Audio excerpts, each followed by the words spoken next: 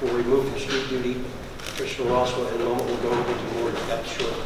I want to thank the Commissioner, City Solicitor Marcel Pratt, and their teams, as well as the Ballard Spar Law Firm, for their swift action and for approaching this issue with the attention that it deserves. As I said before, when this issue first came to light, many of the posts were deeply disturbed.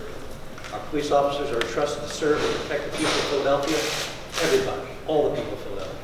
A great deal of social media content was contradictory to that principle and antithetical to our administration's values. We have high expectations for city employees to show respect to all people at all times. And the discipline that Commissioner Ross will lay out, as well as the subsequent actions that the department has been taking, are a positive step to prevent issues like this from ever happening again. In an age where the internet has become one of our fundamental means of communication, we must be extremely diligent in how we communicate. We have a duty to represent ourselves and our city with integrity.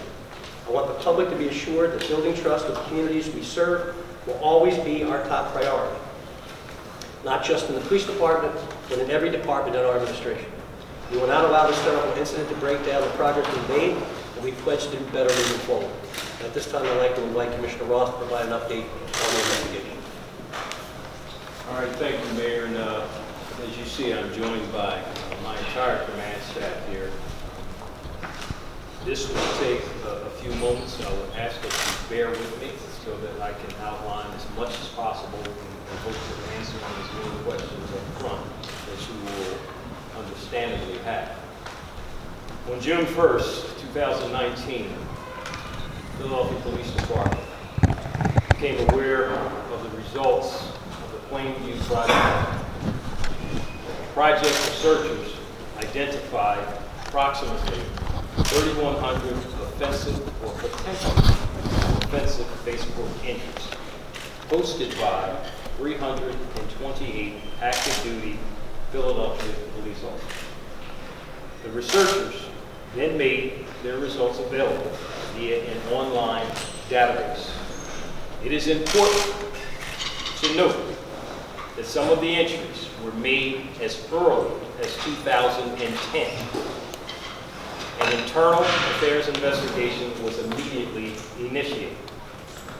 Internal affairs identified and prioritized those posts which clearly advocated violence or death against any protected class, such as ethnicity, national origin, sex, religion, and race, or any speech advocating or supporting crimes affecting the integrity, honesty, and or trustworthiness of the police department. Officers who made these posts were removed from street duty and placed in administrative duty status during the investigation. A total of 72 officers were placed in administrative duty status as a result of this investigation. As the internal affairs investigation proceeded, the law department contracted with law firm Ballard Spar to review each of the posts to determine if the posts were constitutionally protected. At this point, the firm has completed the review of the 328 active police officers' posts. Today, I will provide you with an update regarding the status of the investigation, as well as actions the department has already taken and intend to take in the near and immediate future, with specific emphasis on the 72 officers who have been removed from street duty. Under the category of discipline, when reviewing the posts to determine whether disciplinary action is appropriate, our analysis included a balance of the officer's constitutional rights and the integrity of the police department, which is necessary to protect the citizens of Philadelphia. There are ranges for disciplinary action based upon the gravity of the offense. For this reason, many of the 72 officers who were removed from street duty will receive discipline consistent with a general violation of the social media directive, which is 6.10. The penalty range for this type of violation is a reprimand to 5 days suspension. For example, a post which advocates excessive force, but not necessarily related to a person's membership in a protected class, would be a violation of the social media directive. Statements such as these erode the trust necessary for a police department to carry out its core mission. Therefore, the employing agency can take disciplinary action against employees who make such posts.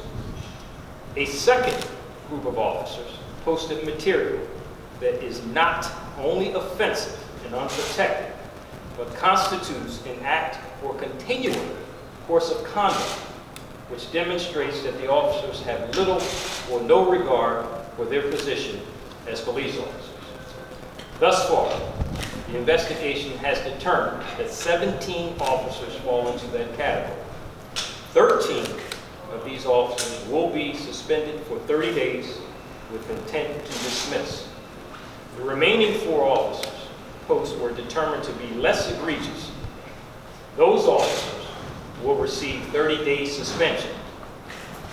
Posts deemed to fit this category include the following: anti-Islamic posts such as "Death to Islam," another piece of expletive; references to African Americans as thugs or P words looking for free expletive; encouragement of police brutality, suggesting police should have split their wigs; homophobic memes, which in some cases suggest violence against transgender individuals.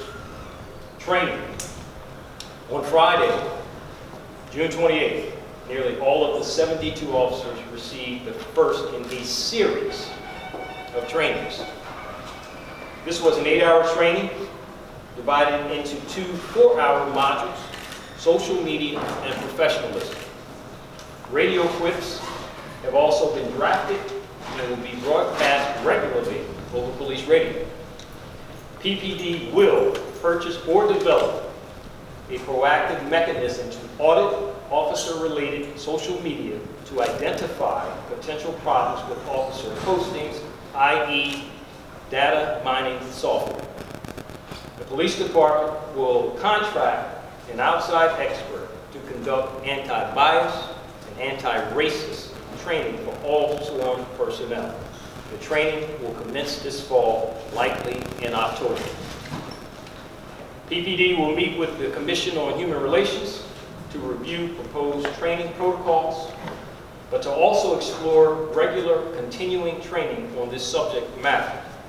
PPD is also in consultation with the Anti-Defamation League in assisting with the development and delivery of anti-bias training. Sustained training and education is essential not only for the impact on our interaction with communities we serve, but also for the effect on the workplace interactions between members of the department. We are currently examining the social media and professional conduct policies of other police departments and military branches. We will work to identify any weaknesses or loopholes in our current policy and enact any necessary amendments. I continue to be very angry and disappointed by these posts, many of which, in my view, violate the basic tenets of human decency. And I am saddened by the fact that there are even some who would attempt to justify such hate and vile behavior. Hateful. I mentioned before, as is a given, that these posts undoubtedly have a profound impact on our police-community relations in this city, and arguably have an impact on the profession. As one of my deputies, Deputy Wormerly, pointed out in the meeting, they also have an impact internally as well, as we have many members, as you can see standing behind me, a wide range of races and genders. The same holds true throughout the department. People of different now are relegated to working, in some cases, alongside other members of the department who have already shared the disdain for whatever protected class they may belong to. And so that is disheartening to know that in 2019, that we still have people with these views, that not only have these views, that would take to social media in a very public space to expound on such views in a way that is absolutely sick. And so I am very troubled, and I understand the dismay that the public would have, because we have it as well. Because for the people that you just see here and those that you don't see in police cars, when you look behind the badge and the uniform, there are people who occupy these same classes who are equally angry, and I know people who are not even occupying those classes who are also angry. We have some of the best and brightest and some of the most giving police officers in the nation, and I'm saddened for them that they have to endure essentially this black eye because some of their members decided to resort to such behavior that undoubtedly has a profound impact, negative impact on this organization. And so I just say to the public that we will work, you have our commitment, we will work tirelessly to make this situation better. We know it will take a tremendous amount of effort on our part, and that is not lost on us. We will need your help and assistance. I've already started meeting with some groups. I was meeting with some Islamic leaders yesterday. And so it's not just about any particular group, it's about everyone, understanding their concerns, where we are, internal and external, finding a way, not only as a department and as a city, but as a nation, to move past this ridiculous hate that just consumes this country and has done so for centuries. And so I know you have questions, but if I can't answer them, I have people here from the law department, Marcel Pratt, who leads the city solicitor's office. If you have any questions for him, the managing director is here. We have the director of training, or the deputy commissioner of training and deputy commissioner of professional standards that are here too, who have played an integral part in helping us. I can't say enough about what both of their bureaus were able to do in such a not timely fashion relative to the public's perception, I'm sure, but relative to the gravity of this situation. As we said, Plainview apparently took 18 months, and some of the most egregious folks they were able to do in essentially a matter of weeks. And so their investigation is not complete.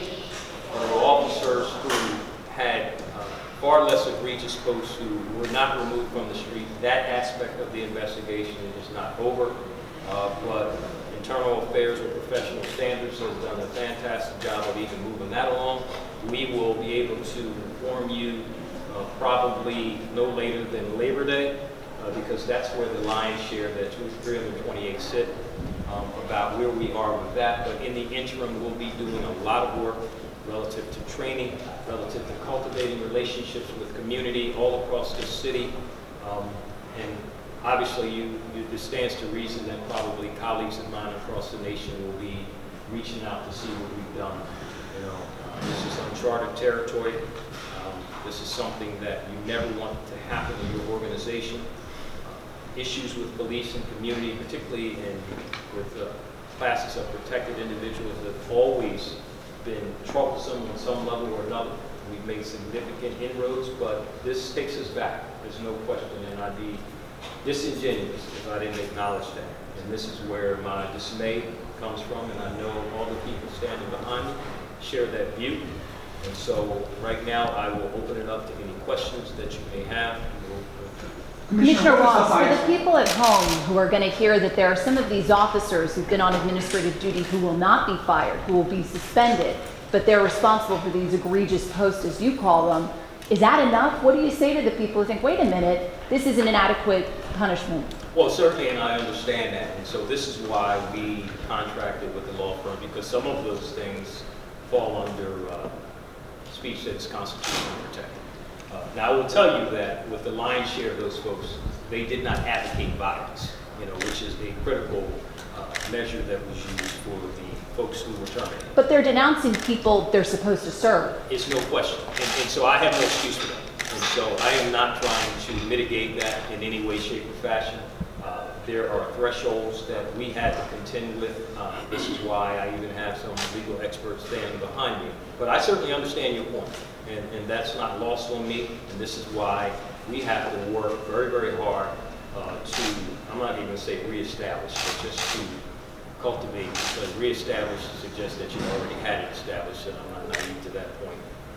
But we have to work on it, and that's just about it. Who's the highest ranking person that you have fired in that group of 13? Sergeant. Sergeant. Are you going to name them? I'm sorry? Are you going to name them? No, we're not naming them. There's a reason why we're not naming them at this point, because we wanted you to know where we were. We wanted to start getting some sense of resolution. The paperwork isn't even done. They haven't even reported for the step that they had to do to make their termination official. And in addition to which, there's a couple who are actually on vacation. So, I mean, it would be premature for me to do that at this point. There will come a time when that's likely to happen, but I would suspect by some of the posts you're able to make those connections on your own. But we just aren't ready to do that yet. So is 13 the floor? Are we finished seeing people behind that? Well, I think that's going to be it for terminations, but you've got other people beyond, in the 72, if we just were to start there. I think all except for 3, behind me can correct me, will be facing some form of discipline of the 72. Then with regard to the lion's share that were not taken off the street, I can't speak to how many will be disciplined. It is highly unlikely given the fact that they weren't even removed from the street. That was a painstaking process because they went in conjunction with not only our law department, ballot SPAR, professional responsibility for every post. And when they went through every post, they had to not only look at the post, which many standing alone arguably sound really, really bad, but had to then look at context relative to the post that preceded it, whether they said anything additional, and in many cases, or I shouldn't say many cases, in some cases, when you look at context, some of them, although on its face might have looked horrible, you could glean, for example, if someone were to comment, not about a protected class, but about someone raping a 3-year-old in another state, the visceral response might be something that you shouldn't say, but some people commented on in a way that was unprofessional, but you at least were provided some sense of context of what they were talking about. But they weren't talking about a group of people, a group, a race, a gender, ethnicity, or anything like that. Were For the there- officers. were there- What would the officers who are kind of in the gray area, who you're not terminating but they're being retrained, do you think the training's enough before letting them or allowing them to go back on the street? I'm just thinking in terms of the community and their views. Right, and so, I mean, that's something we've been kicking around for the last couple of weeks, and this is why we put them through this part of training, and even the training that I outlined relative to anti-bias, anti-racist training, this will be ongoing. The mayor's already made a commitment beyond even this year, but I would tell you honestly that we aren't stuck on just one type of training. And so to the extent that logistically we can find other trainings that will benefit us, we will do that. But at some point, we do have to get these officers back on the street, the 72, well not the 72, but the ones that are not being terminated or getting 30 days from now. The Do you office- feel like you can rehab someone's mindset like if that's a realistic goal? I know training would help, but do you think that could actually work? You know, it's a good question, and I'm glad the way you even ended it by saying, is it realistic? I think you have to do your best. You have to do your best, and that's all we can do, and that's all we can ask that the public expect of us, that we are committed to doing this. Clearly, trying to legislate the thoughts of individuals is a difficult task, irrespective of where you work, what profession that you work in, no different than yours, right? You would hope that by virtue, and I said this at the initial press conference on this, that my disappointment largely stems from the fact that we work in a profession, we do have the opportunity to see people in a very good light in a lot of different ways, in a lot of different circumstances. And that I would have hoped that what I know and believe in my heart that the lion's share of police officers actually do, and that is they see people for who they are, and they understand that people, irrespective of what neighborhood or income strata they may be in, that People want the same things I want. And so I'm very disappointed that some people allowed either their biases that they had before they got here, or that, what they saw in this job to just taint their view of people in general. It is very myopic. It is very unfortunate. But we're going to do everything that we can do as an agency to work on that very issue that you brought up. I can't guarantee you that I can wipe out people's thoughts and minds, but that's why we try to expose people to as many things as possible. I mean, heck, in many cases, you went to the academy for 5, 8, 9 months with somebody who's different than you. It's something I said to the police academy class that started 3 or 4 weeks ago. Look to your left and your right.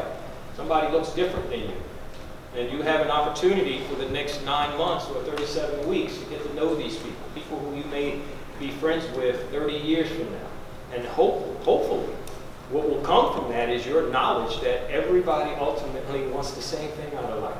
You may have different cultures, you may have different thoughts, you may have different religions, but people want the same things. And it is so sad that, it plays itself out in so many ways across this country. A country that's supposed to be the greatest country in the world, that we have such hatred, that doesn't seem to end. And so we are a microcosm. I'm making an excuse when I say that, because there is no excuse. I don't have one. I will never attempt to try to blow anything past anybody, because that's not only inappropriate, it's unprofessional. Commissioner, have you looked at your leadership and your command staff's leadership leading up to this, that somehow folks interpreted that this would not be something that they would be Jeff, I'm glad you for? asked that. Did you hear me say 2010? I heard you say 2010. Right. Well, what does that suggest to you? Well, I'm not going to answer questions to you, Commissioner. Let me ask you again. I'm asking have you looked at but your let me finish, leadership and the command leadership to figure out whether there's something you guys missed? Let me answer. Okay. So, clearly, we always look at our leadership.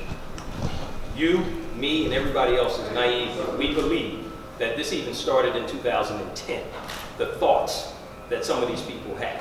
What you have to do is make sure that you aren't, I guess is what you're trying to say, is do anything that perpetuates this thought that you are allowed to get away with this or something of that regard. We always look at our leadership. We always look at what we do. Clearly, just with this project alone, it covers a span already of what we know to be 9 years. All right? And so nobody, with the exception of me, was here 9 years ago. So but you were here during some portion of this. No, I was here for all of it. That's what I said. Sure. But when you look at this, then what does it tell you about your leadership? Is there something you missed? Well, is it something me and Chuck Ramsey and others missed? Is that what you're asking? I'm asking if there's something you missed. Clearly, what we did not know was how to data mine social media. So let's start there. I'm sorry, how to what? Data mine social media. Okay, so we didn't.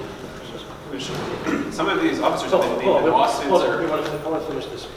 I look at his leadership every day, and I look at their leadership every day, and I'm confident in their leadership. We've made tremendous progress in this department over the last 3 years. We'll continue to make progress. I'm confident. He has my confidence, they have my confidence, and we will address this extremely unfortunate situation in the best way that we can. But he's the commissioner, and they're the deputies, and I'm very confident in all of their abilities. So none of what happened here, Mayor, had anything to do with the leadership here? No. You don't think that they had any role to kind of make this go No, away? I think people have hate in their heart, they have hate in their hearts. And I don't think anything they can do to get the hate out of their hearts, other than fire them, discipline them, and train them. Were there any African-American officers caught up in this? Yes. Okay. Commissioner, can you talk about the timeline of these firings? Have all of the officers who are going to be fired, do they know? Have they been made aware? Yes, they know. So they've all. When were they made aware of this? I guess a day or so. Because we talked to you yesterday and you told us this was an open investigation. Well, it still is. It still is. We asked you specifically about are people being fired and have they been notified? We still haven't had everybody throughout this investigation, not just people who were fired, who've gotten their paperwork. And that's what I was saying about the names of people. So the whole thing, okay? I mean, we told you from the outset that these people were fired. And so that should have been a revelation to you, first of all. And that was reported out in a very different way. And so thank you, Mayor, for